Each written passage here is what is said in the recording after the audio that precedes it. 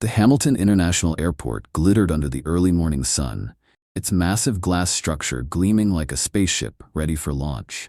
Inside, the SkyOps Command Tower, the brain of the entire airport, was hosting something extraordinary. The Elite Airspace Coordination Trials, an exclusive event designed to recruit the next generation of air traffic control prodigies. Only 12 candidates had made it this far. They were the children of generals, CEOs of aviation conglomerates, and alumni of top aerospace academies. Their resumes read like Olympic scorecards. Their suits were custom-made, their laptops were the latest in defense-grade hardware. And then there was Harper Lane. She stood quietly near the edge of the glass lounge, dressed in a weathered olive-green jacket and faded jeans. Her hair was pulled back in a simple braid, her fingers wrapped around a scuffed, perhaps decade-old laptop covered in tiny handwritten notes and chipped keyboard keys. To some, she looked like a technician who'd wandered in by mistake. "Who let the IT repair girl in?" someone snickered from the lounge. The young man in a designer flight jacket glanced up from his tablet. Connor Blake, son of a hedge fund billionaire and heir to Skylux Aviation, tilted his head with mock curiosity. "You lost maintenance?" he called out, just loud enough for the others to hear. "This is the top floor. Cafeteria's downstairs." Laughter rolled across the room like turbulence. Harper didn't flinch. She quietly reached into her jacket and pulled out a pass, a worn badge once belonging to her father, Colonel Thomas Lane, a legendary controller known for coordinating evacuations during wartime crises, now deceased. The security scanner blinked green. The glass doors slid open. "Wait, what?" Derek, the receptionist, stepped forward, blocking her path. He wore a tailored vest and an earpiece like he was running a private bank, not a control room. "This floor is for candidates of the elite trials only," he said, eyes narrowing. "Not whatever you're pretending to be." "I'm a guest," Harper said quietly. "My sponsor is General Marcus Tate." The room hushed. General Tate was the name in international aviation logistics, a war hero turned head of SkyOps. Derek's face twitched. The badge scanner blinked green again. "Access granted." "Must be a mistake," Derek muttered, stepping aside reluctantly. Harper walked through. But the humiliation didn't stop there. Phones came out. One girl in a pastel blazer and aviator shades whispered, "Is this a prank show?"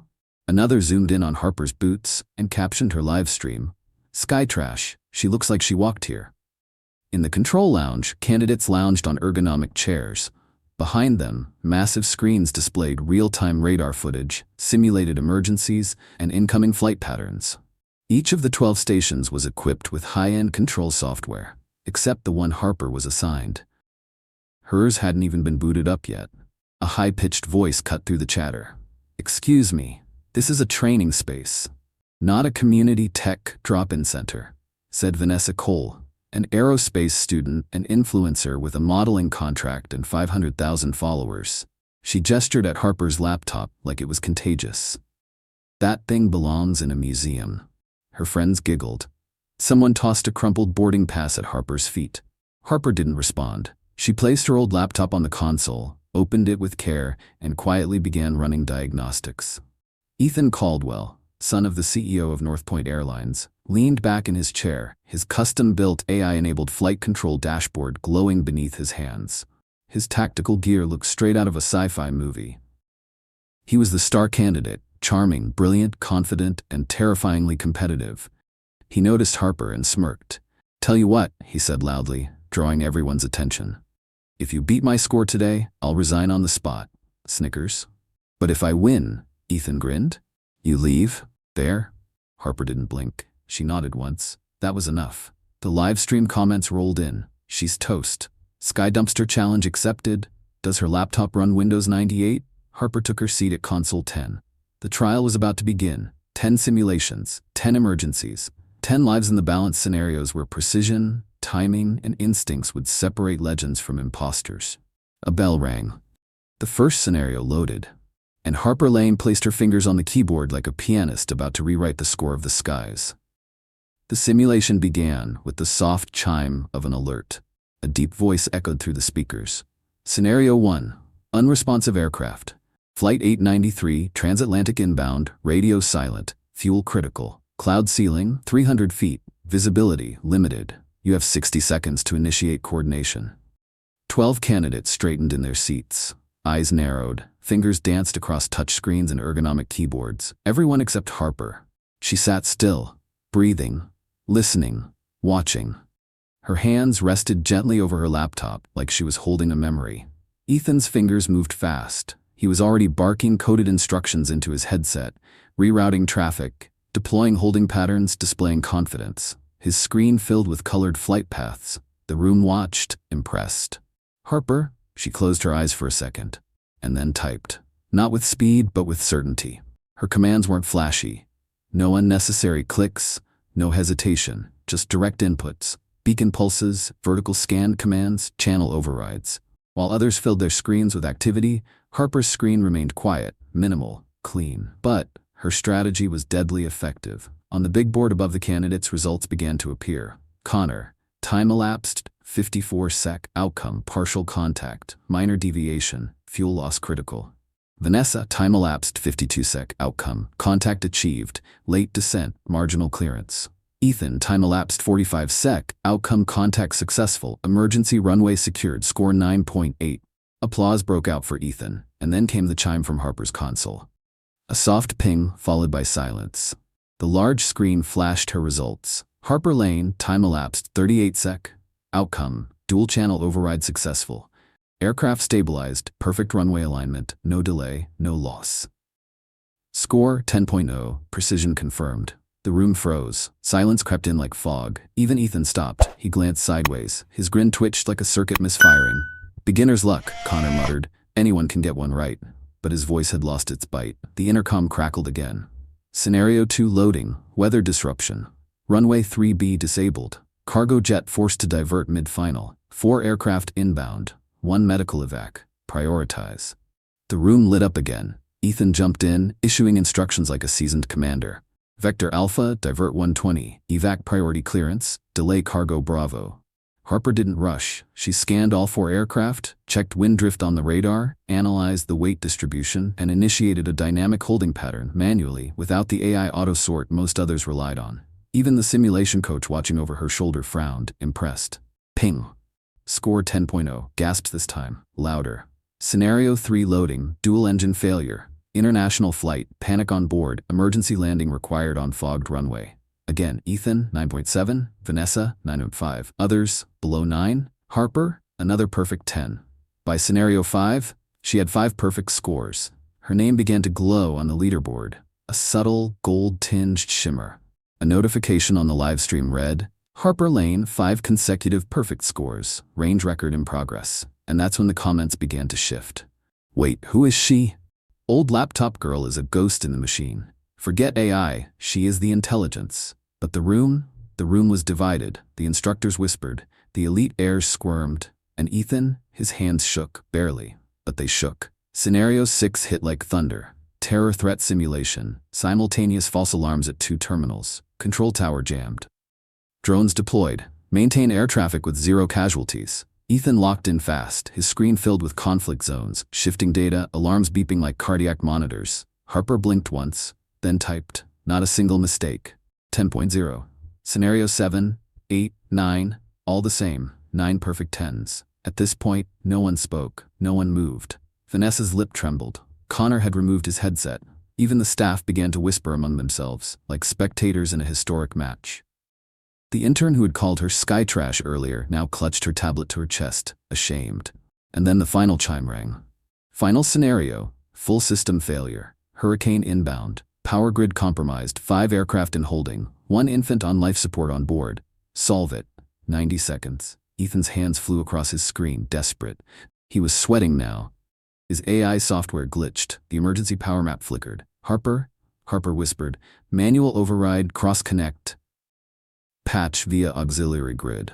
She rerouted power through a maintenance protocol almost no one used anymore, one her father taught her from the old systems. It was slower, less efficient. But in this storm simulation, it was also the only one that worked. The screen lit up.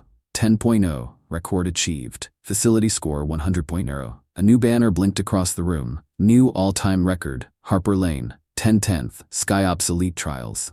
The room exploded, not in applause. In awe. Ethan Caldwell stared at the glowing numbers on the master display, his fingers frozen mid-air. Around him, the air buzzed with a silence more deafening than applause. 10 out of 10. A perfect 100. No one had ever done it. Not in the 15 years of the elite airspace coordination trials. Not even the instructors. Not even his father. The room, once brimming with cocky smirks and whispered insults, had become a gallery of stunned faces. Even the live stream chat, known for its venom and meme-worthy cruelty, was speechless for half a second. Then it exploded. She broke the system, Queen of the Tower. This is history. She's the storm they never saw coming. In her seat at Console 10, Harper Lane sat quietly. Her eyes were calm, her hands still. She didn't gloat, she didn't look around, she simply closed her laptop as if ending a conversation with someone she trusted. Then, for the first time since the trial began, she stood up. All eyes followed her. Even the coaches, some ex-Air Force, some aerospace veterans, stood instinctively, the way soldiers do for a superior officer. Harper didn't ask for reverence. She earned it. Vanessa Cole fumbled with her headset, her carefully styled hair no longer hiding the panic in her eyes. She mumbled something about a software bug, and quietly stepped away from her console. Her previous bravado dissolving like mist in the morning sun. Connor Blake, he had stopped pretending. His arms were crossed, his lips tight, his eyes red. His father's hedge fund may have paid for a reserved slot in this trial, but no money in the world could buy what Harper had just done. Then came Colonel Raymond Pierce, the head of the trial and a decorated air traffic control veteran with 3 decades of service under his belt. His clipboard was still clutched in one hand, but now it trembled slightly. Not from age, from awe. He walked forward, slow and deliberate. "Miss Lane," he said, his gravel voice firm but respectful. "In my 32 years of coordinating in live combat zones and civil airspaces, I have never seen execution that clean." Harper nodded once. "Thank you, sir." "You broke our scoring algorithm," he said, eyes still scanning the numbers, half in disbelief. "It wasn't supposed to be mathematically possible." Someone in the control booth tapped on the glass, signaling that the FAA headquarters was calling. Word had already gotten out. Someone from the National Board wanted to speak to the girl at Console 10. But before Harper could even respond, Ethan Caldwell stepped forward. His perfectly styled hair now tousled, his tailored jacket slightly wrinkled, his lips parting, but no words came out. Not at first. He swallowed hard, then found his voice. "I thought I was the best," he said, quietly enough that only those near him heard at first.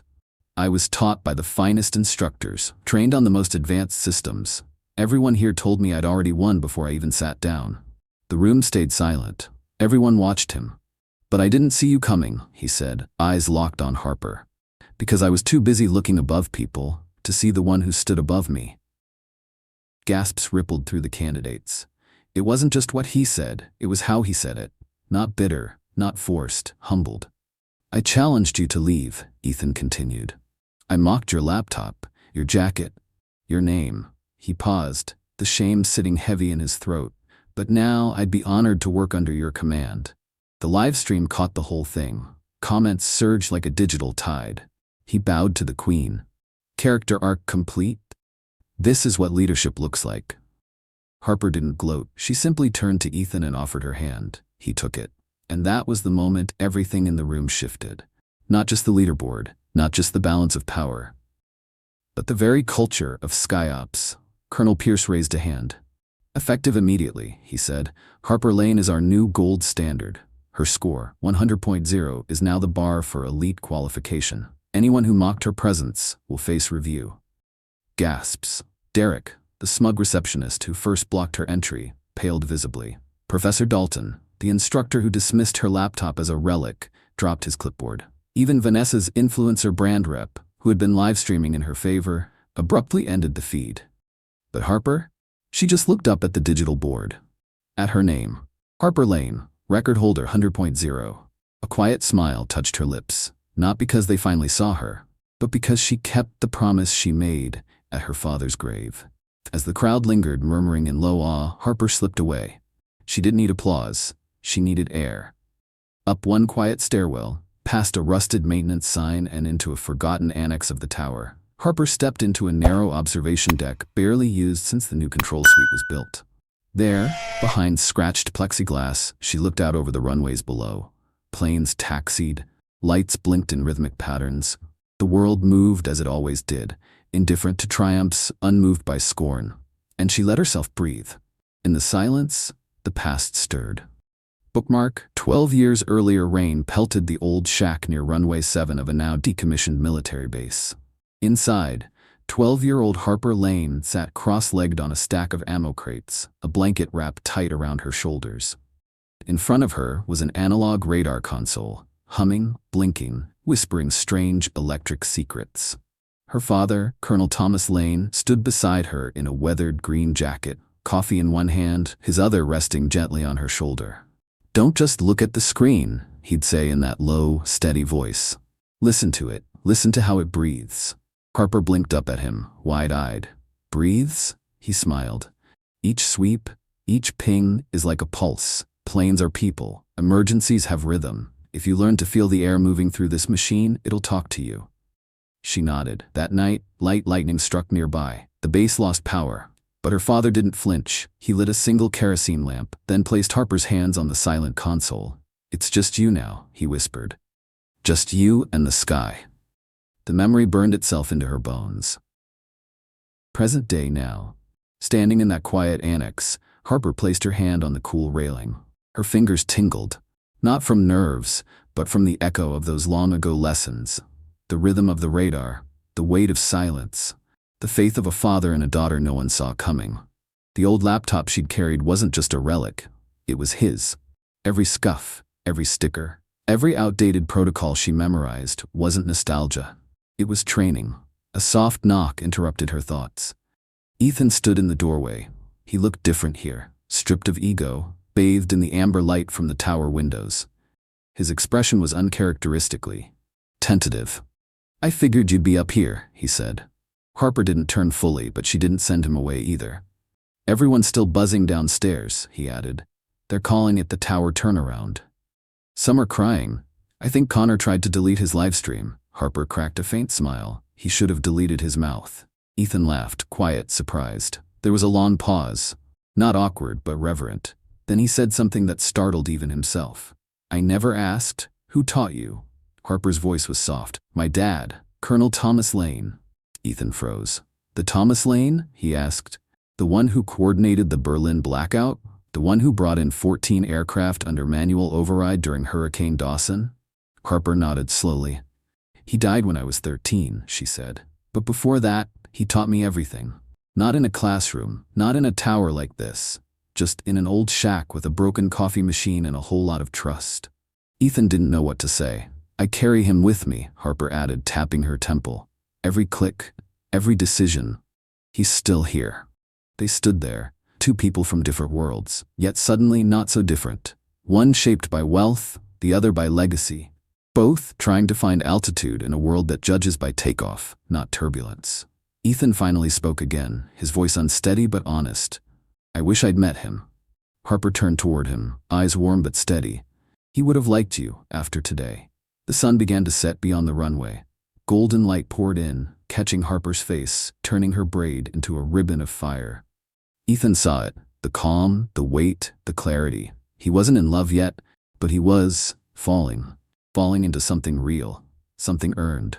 And Harper? She finally looked at him, not as a rival, but as someone she might trust. By dawn the next day, Harper Lane was no longer just a name on a scoreboard. She was everywhere. The video of her 10 perfect emergency simulations had been clipped, remixed, slowed down with cinematic music. News anchors across networks replayed her final scenario on loop, like a scene from a national triumph. Social media? On fire. Harper Lane just redefined excellence. Who needs autopilot when you have Harper's instincts? This is why we need to stop judging by appearance. Period. She walked in with a relic, walked out a legend. The hashtags were trending globally. Harper Lane, Tower Queen, 10 shots, 10 wins, legacy in the skies. Even people with no idea what air traffic control actually involved were quoting her lines like gospel. Planes are people. Emergencies have rhythm. But as always, when one world rises, another shakes. The fallout begins. Inside the elite tower lounge, things were no longer as pristine. Derek, the receptionist who mocked Harper's jacket, had been placed on immediate leave. Professor Dalton, who ridiculed her laptop, now faced a formal ethics review. Vanessa Cole, once the face of glamour airspace, had her influencer contract revoked after sponsors saw her live-streamed insults. Even Connor Blake's father had issued a public apology, attempting to distance himself from the tone-deaf behavior of youth. And then there was the panel. Colonel Pierce received a request from FAA headquarters to submit a full report, not just on Harper's performance, but on the environment she had to endure to reach that console. The accusations, bias, gatekeeping, and sabotage by culture. He was ready to speak. Bookmark, EasyXMGFGF in the eye of the storm. But while the world debated her legacy, Harper herself had gone quiet. Back in her modest apartment above a bakery near Terminal 4, she sat at her kitchen table, scrolling through the storm of comments, interview requests, and sudden job offers. NASA, NORAD, Emirates, even SpaceX had sent her a DM, and yet all she could think about was her mother's voice on the phone that morning. "Sweetheart," her mom had whispered through tears, "your father would have been so proud. You didn't just honor his name, you gave it wings again." It was the only praise that mattered. Until the next knock on her door. Ethan. He stood there with coffee. Real coffee, not from a tower machine. In his hand was a manila envelope. "I brought something," he said. "Didn't want a message. Figured you've had enough screens for a while." Harper arched an eyebrow. He handed over the envelope. Inside, a printed offer, lead simulation designer, FAA Training Academy, with a note handwritten, "Because you're not just a record breaker, Harper, you're a teacher of the future. Jen Marcus Tate." Harper's hands trembled slightly. It wasn't the offer that got her, it was the trust. She looked up. "Why me?" she asked. Ethan shrugged. "Because you didn't just win a trial, you rewrote the rules without asking for permission. That scares people, but it also frees them." He hesitated, then added, softly, "I was one of the scared ones. Now I'm not."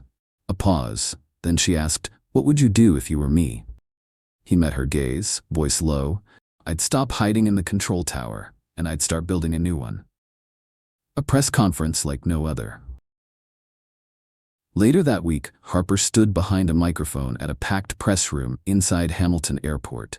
Cameras flashed, reporters elbowed for a better angle. A digital ticker behind her still displayed 100.0, all-time record. She spoke calmly, clearly. Her voice steady, her braid neat, her father's name stitched into the inside lining of her jacket. "I came here not to prove anyone wrong, but to keep a promise I made to someone who believed in me when no one else did." This system was built on precision and discipline, but also on assumptions about who belongs and who doesn't. That ends today. From this moment on, I will work with the FAA and SkyOps to develop a new mentorship program for underrepresented students in aviation systems. Because talent doesn't come from privilege, it comes from persistence. Aplomb, loud, lasting. Even some former critics now clapped with open hands. Harper Lane didn't crave the spotlight, she reframed it. 3 months later, a new building rose beside the east wing of Hamilton International. It wasn't made of glass and chrome like the SkyOps Tower. It was made of purpose. The Lane Center for Advanced Airspace Simulation stood 5 stories tall, wrapped in a matte gray exterior that mirrored the military roots of its namesake. Inside, though, it pulsed with color. LED flight path walls, hands-on radar domes, and simulation rooms modeled after real-life high-pressure towers around the world. At the front door, a brass plaque, named in honor of Colonel Thomas Lane and the belief that brilliance wears no uniform. And walking through its main hallway with a badge marked Director of Curriculum Development was Harper Lane herself. She wore the same olive jacket, but this time, no one questioned it. Bookmark. A new kind of class. Harper paused outside Simulation Room 4. Through the glass, 6 cadets sat in rows, their eyes flicking between the control dashboard and the 3-dimensional storm front sweeping across the display. She tapped once on the glass. They all turned. Some stood without thinking. One cadet, a girl no older than 16 with box braids and a fierce look in her eye, saluted instinctively. Harper grinned. "No salutes here," she said as she entered. "Just minds on fire." The room relaxed, but the admiration never left. Harper walked to the console and pulled up a training file. "All right, SkyMinds," she said, the name her students had chosen for themselves. "Today's challenge is based on a real case, multiple reroutes during a solar flare, 1 controller, 6 aircraft, and 1 baby on an organ transplant flight." A low gasp rippled through the room. "And yes," she added with a smirk, "that 1 controller was me." They leaned in. "But the point today," she said, "is not to be me. It's to be better than me." Behind the curtain. Later that afternoon, Harper sat in her office. A simple room with 2 things framed on the wall: her father's original radar printout from 1994, and her own 1010 SkyOps trial record. Ethan knocked, as he always did now. Still charming, still dressed like he belonged on a runway magazine, but different. Softer, more grounded. He held out 2 coffees and a folder. "Final numbers are in," he said. "Lane Center enrollment hit capacity 3 days after launch. We've got 140 students, 83% from first-gen or underserved backgrounds, 6 already recruited by FAA regional towers for summer externships." Harper smiled, eyes bright. "What about that software overhaul?" she asked. He grinned. "Live beta goes up next week. Your emergency override script is now standard." She chuckled. "My dad's old-school code is now FAA protocol. He'd lose his mind." They shared a moment. Laughter, memory, peace. Then Ethan grew quiet. "You know, there's talk in D.C., he said. "They want to meet you, Senate Aviation Oversight, possibly as a consultant. Maybe more." Harper raised an eyebrow. "I didn't build this center to climb ladders." "I know," he said. "That's why they want you." She leaned back, thoughtful. "Maybe this tower wasn't the end.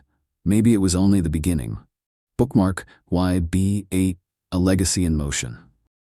As the sun dipped beyond the runway and cast golden light across the airport tarmac, Harper walked alone to the very top floor of the Lane Center, the observation deck. It was quiet here. Just her and the sky. She looked down at the runways, the blinking lights, the controlled chaos of coordination and trust. Her hand touched the glass. And for the briefest moment, in the reflection, she could have sworn she saw her father beside her. Same jacket, same posture, just a nod, just enough. Back on the ground floor, a new student looked up at the tower and asked, "Who built that place?" An instructor smiled. "A girl they once laughed at, until she rewrote the rules. They called her a janitor. Now they call her the North Star." It began at 2:14 p.m. A faint alert blinked on the lower left corner of Harper's dashboard in the Lane Center. Minor system latency, routine, common. By 2:16 p.m., the FAA's West Coast coordination server dropped offline. By 2:18 p.m., 5 commercial flights en route to Hamilton International lost their data uplinks. By 2:20 p.m., the Lane Center's front doors flew open. A breathless technician from SkyOps burst in. "We've got a Class 4 blackout in the main tower," he gasped. "Solar flare interference. Automated protocols are looping. We've lost control over 14 aircraft in Hamilton airspace." Harper didn't hesitate. She stood, already pulling her old laptop from its sleeve. That laptop, the one they laughed at, still patched, still dusty, still ready. Harper took the side stairwell. Up, up, up, the forgotten route her father used to take when he didn't want politics in his ears. Each step echoed with urgency. The past and present collided in the hollow clang of metal. By the time she entered the old auxiliary control room, 2 junior controllers were already panicking. Their screens were frozen. Their AI assistance tools were jammed by electromagnetic noise. And in the distance, the low rumble of incoming jets. "Who's in charge?" someone shouted. "I am," Harper said. She sat down at the primary terminal, rebooted into manual override mode, and plugged in her personal laptop. Within seconds, her custom-coded patch re-established partial contact with the long-range transponders. A nearby flight officer watched, mouth agape. "No one's used this system in 10 years. I never stopped," Harper said. 2:28 p.m., radar ghosting. Flight 2119 and Flight 884 appeared to be on intersecting trajectories over airspace Zone 4. 2:29 p.m., Flight 219 radios in. Minor engine issue. They request priority landing. 2:30 p.m., Harper breathes in, out. The control room holds its breath. She doesn't issue instructions, she issues possibilities. Flight 219, hold altitude, divert 5 degrees starboard. Flight 884, immediate vector correction to 274, drop 600 feet, execute S-pattern descent at 18-second intervals. They obey. Because of her voice, because of the certainty in it. Because even in chaos, Harper Lane is airspace gravity. 2:33 p.m., a child on Flight 322 begins seizing. Medical crew request immediate clearance to land. 2:34 p.m. Harper reroutes 6 aircraft, then contacts ground ops for emergency protocol Echo, rarely used, almost mythical. Coordinating one runway to receive 4 aircraft in rapid sequence. It had never been done in real time, until now. The final aircraft touches down. No collisions, no missed descents, no lives lost. The room, still buzzing from static interference, falls into silence. And then, as if rehearsed by the skies themselves, the main power returns. The radar lights up like a heartbeat restored. One by one, controllers in the main SkyOps tower report back online, and they all ask the same question. Who kept the tower alive? As Harper walks down the hall from the old auxiliary room, sweat on her brow, headset still crackling in her hand, the applause begins. Not from press, not from politics, but from the controllers, veterans, interns, technicians, even those who once doubted her. They stand, they clap, not because she was brilliant, they already knew that, but because when the systems failed, she didn't. The livestream replay of Harper's actions during the blackout becomes the most shared aviation broadcast in history. She ran the tower by hand, she was the override. She didn't follow protocol, she was protocol. A new hashtag trends globally, when Harper takes the tower, Washington, D.C. 3 weeks later, inside the echoing marble halls of the Federal Aviation Headquarters, all eyes were on the woman in the olive jacket. Harper Lane stood in front of a 12-member panel that included U.S. senators, FAA administrators, military generals, and private sector executives. Behind her was a digital screen displaying the radar logs of the Hamilton blackout. In front of her were decades of policy, built for systems, not people. She wasn't nervous, because she didn't come here to ask for change. She came here to build it. Redundancy is not enough. Harper stepped forward. Her voice was calm, measured. On July 18th, we came minutes from disaster, not because we lacked satellites or code or protocols, but because we built a system that assumed perfection and then staffed it with people trained to trust AI more than themselves. She paused. The panel leaned in. I'm not here to remove technology. I'm here to remind you that systems serve people, not the other way around. What saved that airport wasn't software. It was someone willing to override it when it failed. A senator interrupted. You're suggesting we abandon the current FAA simulation curriculum? Harper didn't blink. I'm suggesting we rewrite it. I'm proposing the Lane Protocol Initiative, a national training framework built on 3 pillars. 1. Manual mastery. 2. Situational improvisation. 3. An access for underrepresented talent. Because brilliance doesn't always come with a badge. The room was silent. Until General Avery Cross, a grizzled 4-star who'd seen 5 wars and once called AI the future of control, leaned into the mic and said, I've seen 1,000 operators. Never seen one reroute a Class 4 cluster without a satellite backbone. I support this protocol, fully. One by one, others joined. By the time Harper left that room, the Lane Protocol had moved from theory to national policy. 6 months later, the Lane Protocol Academy was founded in 5 U.S. states, with plans to expand globally. Enrollment tripled expectations. Instructors from Hamilton, SkyOps, and even NASA volunteered to teach. The FAA released new simulation benchmarks based on Harper's 10 for 10 sequence. Her scoring to unbeaten. And at the Hamilton International Airport, a new mural was unveiled in the East Wing. A silhouette of Harper, standing at Console 10 with a simple caption, She didn't wait for the future, she became it. One quiet morning, Harper and Ethan stood together at the top of the Lane Center observation deck. Planes dotted the horizon. A cargo jet eased into a graceful descent. The hum of the tower, the rhythm of sky, pulsed below them like a living memory. Ethan slid his hand into hers. I still can't believe you outran the entire FAA on a laptop held together with duct tape, he whispered. She smiled, eyes tracing the flight paths. My dad used to say the sky doesn't care about the hardware, just the heart.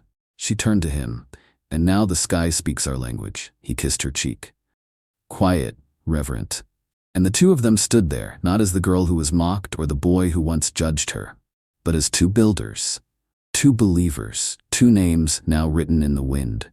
If this story moved you, If Harper Lane's quiet strength, her precision, and her courage reminded you that brilliance can come from anywhere, then don't just let the moment pass.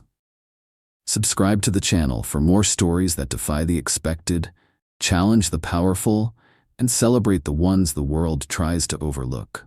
Because here, we don't just tell stories, we rewrite the script. Hit that bell, leave a comment, and share this story with someone who needs to be reminded. You don't need permission to take the tower. You just need the skill to hold it steady.